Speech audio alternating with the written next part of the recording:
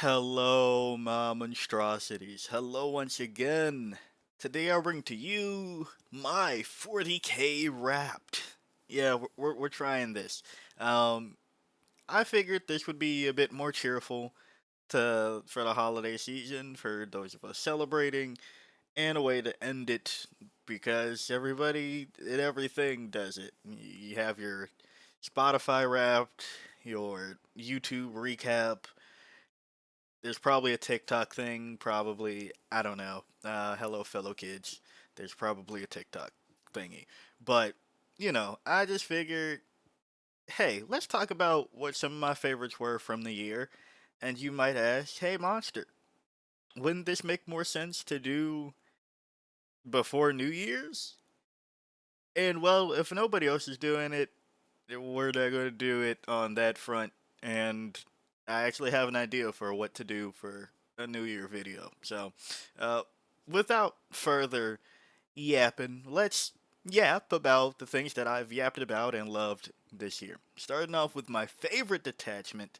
I don't think I needed to go, bam, surprise. My favorite army was Tyranids, but within Tyranids, my favorite detachment was Assimilation Swarm. I know for quite a good portion of this edition, it was Crusher Stampede. You all might have heard me yap about Crusher Stampede and saying, hey, you know how how good actually just putting a monster through a wall is in Crusher Stampede and then self destructing, well, not self destructing, but auto detonating, auto 6, whatever, uh, in Crusher Stampede. Yeah, I did a lot of yapping about that this year. And Crusher Stampede had some pretty good results this year, actually. I think more than Assimilation Swarm overall. But um, Assimilation Swarm, especially after the buff, really grabbed me. More so because, I don't know, there was more things to do in Assimilation Swarm. So, as much as I love my Monster Mash, um, there's only so many monsters to mash. Assimilation Swarm is like, hey, some monsters could get some healing, some infantry could get some healing. Now, I'm not doing Endless Multitude Swarm as we know, but they can get some healing, like, better yet. So, Assimilation Swarm really just, yeah, it's pretty nice, the things that we'll ramble about. Going over next to my favorite enhancement of the year, Hunting Grounds for Vanguard Onslaught. Um, this probably throws some people for a loop. The enhancements in Assimilation Swarm are cool, but I don't ever feel that they are that needed. Like they're icing on top of the cake. And Vanguard Onslaught, Hunting Grounds, Neuronode, you can take your pick between the last two, really. But really, Hunting Grounds feels like it adds another layer to the detachment. I think that's where I'm going for. Whereas the enhancements and Assimilation Swarm feel like, yeah, you're playing Assimilation Swarm, and here's a little extra. Vanguard Onslaught with Hunting Grounds. Yeah, and mind you, it really depends on the matchup. Your opponent, you might have an opponent that doesn't have to shut up shit the entire uh, round or the entire game. Sorry, but uh, Hunting Grounds definitely gives me that feeling of here's this added threat for this low cost of 20 points. If you set up on the field, there's a good chance you have to take a battle shock test. And not only does it feel like it really helps Vanguard Onslaught and kind of what it wants to do, which is, points, control points, things of that nature, but it also, I guess to me, it feels like an evolution of Shadow in the Warp. Whereas, like, with Shadow in the Warp, we know it, some of us love it, uh, some of you all love it, I should say. It's like, hey, everybody, take a battle shock test. Well, for your opponent, right? Then with hunting grounds, it's like, and then you take a battle shock test, and you take a battle shock test. I feel like that's just something that makes Tyranids feel a little bit better. Now, mind you, battle shock isn't amazing, but if my rule is going to be battle shock test in some manner, I would like for that to be a thing. Like if it said, "Hey, once per game you can choose to make your all your opponent's units take a battle shock test, and every time they set up something on the field, they have to take a battle shock test." Cool. I think that'd be pretty nice. But you know, some people would argue that that's insane, and maybe it could be, but you haven't seen us do that amazing with Vanguard Onslaught Hunting Ground, so I don't know. But yeah, favorite enhancement, Hunting Grounds. I like the flavor. I kind of like the impact. Then, coming to my favorite stratagem, you all probably see this one coming from a mile away. Broodguard Impulse, baby. Assimilation Swarm, Epic Deed Stratagem. Win any phase. Target one harvester unit from your army that was just destroyed. You can use this stratagem on that unit even though it was just destroyed. Effect. Until the end of the battle, each time a friendly Tyranid model makes an attack that targets the enemy unit that just destroyed your harvester unit, add 1 to the wound roll. For 1 command point, should a foe successfully slay one of the swarm's assimilation organisms, they only mark themselves as a priority for predation and consumption in turn. Just saying, look, I've tried to sell you all on this a lot for the low cost of a ripper. Something on your opponent's army is +1 to wound. And again, if they don't kill the harvesters, you get to regenerate and do the other harvester bullshit. And if they do, they are now +1 to wound. And that's the thing that we need in this army. So, Assimilation Swarm, Brugger Impulse, you saw it coming. I'm not going to dedicate more time to it because I've yapped enough. But I should say, now that things are kind of better over here in Assimilation Swarm, Tyranniformed, probably something I should talk about a little bit more. But we'll get to that eventually. Spoilers. Cough. Now we move into data sheets. And kicking us off, Death Leaper. Was Death Leaper my favorite? Not quite. Death Leaper was my favorite epic hero. Yes, I know. The selection for us is not great. It's between Death Leaper, Old One Eye, and Swarmy. But Death Leaper, from not only a lore perspective, but just a, you know what, I guess I could put Leaper here, perspective, doesn't feel as bad as the other two. Yes, I know that's like apples to oranges, considering the other two are monsters, cost quite a bit more. But there's value to putting Death Leaper on the board. There is value to putting Swarmy on the board, but comparatively, I've said it enough times, I usually prefer a Hive Tyrant. That's just me though. I usually would prefer reducing the cost and lethal hits compared to aura and aura farming. So, for me, out of the epic heroes, Death Leaper takes the cake. Then moving on, Hyper Adapted Raveners. What could this be my favorite thing of?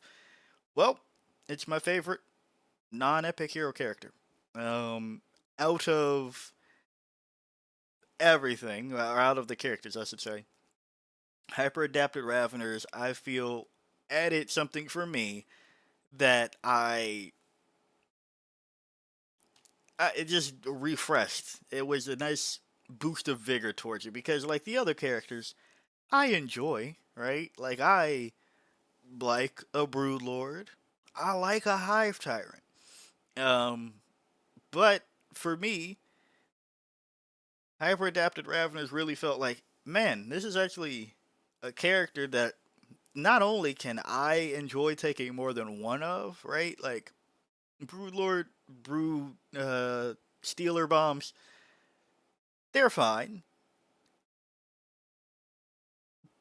but it's kind of one note. Hyper Adapted Raveners came in and said, here's some damage 2, here's sustained hits 1, here's rapid ingress or heroic intervention for free, here's deep strike, here's synapse, here's a flamer, here's twin linked, here's anti-monster, anti-vehicle, even though you won't really use it. Um, Here's a unit that can prime itself up and start to get value. Really, yeah, it's pricey. Yeah, it's not that amazing. Really, they are solidly okay. They are solidly okay. Just a steel T5 4 up body, 3 wounds on the regular Raveners attached to the Ravener Prime, and then the Ravener Prime has 6 wounds. Right? It's still just like fine, but it really goes, hey, here's a fuck ton of shit that you could do, and kind of still proves that, hey, even with all this, you're just okay. Like, imagine other armies having something like this, right? It just sounds insane. And here's a burrower to do burrower shit. It opened up a lot of avenues, and I love that. That's what I love out of it. Movement 10, synapse, deep strike, put synapse where you need it, actually get into combat with a melee unit for once. Like, I just appreciate the hyper adapted Ravenous. Coming up next, we have the Neurotyrant. What could the Neurotyrant be my favorite of, you say? Well, it's not just the Neurotyrant. It is Neurotyrant and the Zoes. This is my favorite attached unit. Character and bodyguards. Leader and bodyguards. The think tank. Now, mind you, the competition for this wasn't the toughest, right? Between this, we had Tyrants with Tyrant Guard. We have Brute Lord with Gene Stealers. Who else am I even possibly thinking of right now? Yeah, like I was saying, it's not the stiffest. Oh, Wing Tyranid Prime with Warriors or Gargoyles, right? Whoops. Come on, get it together, Windows 11. Um, it's not the stiffest competition over on this title, but it should be said that the think tank finally got some avenues to play. And the Neurotyrant is a pretty decent unit. Zoe's hit or miss like a motherfucker. Hit or miss like a motherfucker. Um, but Subterranean Assault kind of looked good for a bit there. Vanguard Onslaught, pretty staple there. There's just more applications to that, not necessarily more than the others. And you'd be saying, but you just said hyper adapted Ravs. Hyper adapted Ravs and Raveners aren't your favorite? Not quite. Personally, I prefer units that don't have to all in onto melee, right? Your Zoes and your Neurotyrant aren't doing that shit either, but it's easier to get a line to shoot somebody than it is to hopefully make a charge and punch somebody. So, really, Zoe's in the think tank, Neurotyrant in the think tank. I also like that the Neurotyrant does something, again, for Shadow Nord, makes it a little bit more imposing. Not all that much more imposing, but it does something there. They just what the bundle provides is pretty solid. Not only does it have some output for itself, but you can every now and again benefit from the 6-up invuln that the Zoes are putting out. You can benefit from the Neuroloids attaching to other shit that the Neurotyrant is putting out. You can get a better battle shockening across the field. You can possibly get some mortal wounds on somebody. I just feel like the unit offers enough now that they can combine where they weren't able to at the start of the edition. But now that they're able to combine, I don't know, it just feels better. It feels better. They work, they offer shit. I'm not going to say for the low cost of 305 points, but for 305, could be worse, right? Moving on, we have Hormiguns, which are my favorite battle line. I love the little raptors. Sorry, they our only advance and charge unit outside of Vanguard Onslaught. They get up in there, they poke people with some -1 AP. It's kind of what they do. Termagants and Gargoyles, it's not so much that I don't. It's not so much that I hate the others. Gargoyles, I really want them to look better. I'm waiting for them to get a refresh, so that's kind of where I am on that. And Termagants, some days, yeah. A lot of days, no. Hormagaunts, they just benefit from the synapse change +1, so making it 411. Not terrible for a 65-point unit. 10 bodies, go attack somebody, and they're speedy. Like, Hormagaunts definitely take my battle line cake. Going on to Von Ryan's Leapers. Ah, yes, my favorite overall infantry.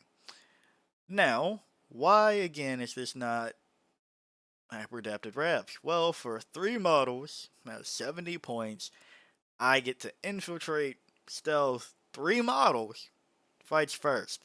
We don't have a lot of that fights first around here.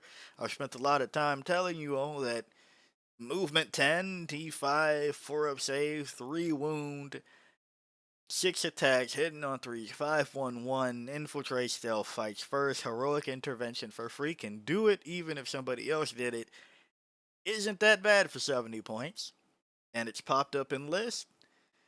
And I'm pretty sure you saw VRLs coming onto the list at some point in time. I liked my VRLs. They're pretty solid. They don't make every list, but they make enough of my list that I go, yeah, this could do some VRL shit right here. Moving on, my favorite Vanguard Invader. Yes, overall in the category of Vanguard Invader, this is where we're going to start breaking into those specific keyword, like detachment boost keywords, right? Um, the Neurolictor. I love the aspect of it. It's just like, oh, ooh, it's kind of spooky over here. What's wrong with this? Oh, my brain. Neurolictor. Bam. Uh, it's pretty awesome. Infiltrate, lone op stealth really turns on a lot of our faction when it works, right? If there's some battle shock around it, you all know +1 to wound. We know that I like +1 to wound. But also, that unit -1 to the hit roll when it tries to attack if it's battle shocked around Neurolictor. It's a pretty fine unit. I miss the days when they were cheaper where we were taking 3 in the list. I don't really miss the 3 in the list because it kind of felt like overkill. But I'd take 2 at 60 right now. But their price point is 70.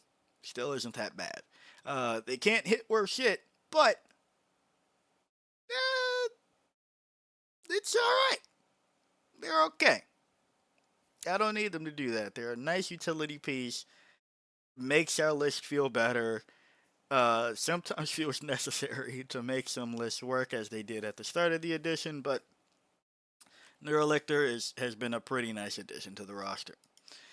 Then, going on from there, we have my favorite warrior. Now I'm cheating like a motherfucker. I'm going to be honest. This is kind of cheating. But the other ones, it's kind of tough, right? Like, this is only because of Warrior Bioform Onslaught, right? So, okay, let's click here, right? Nobody, they, you all know I don't really like the Warriors, but if there's somebody to benefit from the fucking detachment, I know they don't get the keyword. I know they don't get the keyword when they're in the detachment. But come on, you can't make me, right? Can't make me say something good about Warriors this edition. Um, Wing Tyranid Prime. It's cute. On a serious note, though, I hope that next year I can say that the Tyranid Prime with with Lash Whip, with Whiplash, with The whip is my favorite warrior, but damn it, a Tyranid Prime is the closest. It counts. It counts. It counts, right? It counts. We're moving on. Fuck it. Then my favorite burrower. Ah yes, the Trigon. I've been a Trigon believer before the detachment. I was playing this shit at 170. Using the shit at 170. Play is in the eyes of the beholder. But Deep Strike. Now, is the ability amazing? Fuck no. But telling your opponent, I'm putting this monster in that corner. If you don't attack it, I'm going to hit you with 12, strength 9, AP 2, damage 3 attacks. It's pretty fucking funny. And with it being a Vanguard Invader and Vanguard Onslaught, you can give it Lone Up or Advance and Charge. Um, with it being a monster, you can do some shit in Crusher Stampede, which is where that was going. And in the fact, in assimilation form, giving it lethal hits and regenerating because it just so happens to follow up a Ripper. A Ripper that, again, if it gets, destroyed, Bruiser Impulse, +1 to wound, we understand that. Trigon, while not the thing that's going to knock everybody's socks off, it is the distraction current effects of choice for me and quite a bit of less. So, Trigon, congrats, you are my favorite burrower. Then we come to my favorite harvester, the Norn Assimilator. Now, are Rippers robbed here? Possibly, but while I love the Rippers, that's only because they put my opponent in a pretty sticky situation where, for the low cost of fuck nothing, I get to say, hey, deal with this. Or I can become a problem in another way. The Norn Assimilator, it's been a rough ride. It truly has. And yes, this is also based on the model too. Not gonna lie. 275 points though. I go, hey, I have the chance to beat your ass. There's a chance that I beat your ass. There's a chance that I keep regenerating. There's a chance I beat your ass. There's a chance that I stand here and regenerate and get points. There's a chance I beat your ass. And you have to invest like real shit into me. The Rippers have 4 wounds, they're T2. That's, a couple of shots that need to be directed. But if I want real shots to be directed somewhere, I say, here's my big scary bug right here. I know that the damage output isn't always that amazing on a Norn Assimilator. Your opponent that doesn't play Tyranids usually doesn't. I say it hits on 2s, has 10 attacks, and 4 of those bad boys are strength 13, AP 3, damage D6 +1. Your opponent goes, fuck, I have to shoot it. Norn Assimilator, everybody. That's kind of where it is. But ending this off, what is my favorite model, unit, monster, synapse, great devourer of the year? You already know what the fuck it is.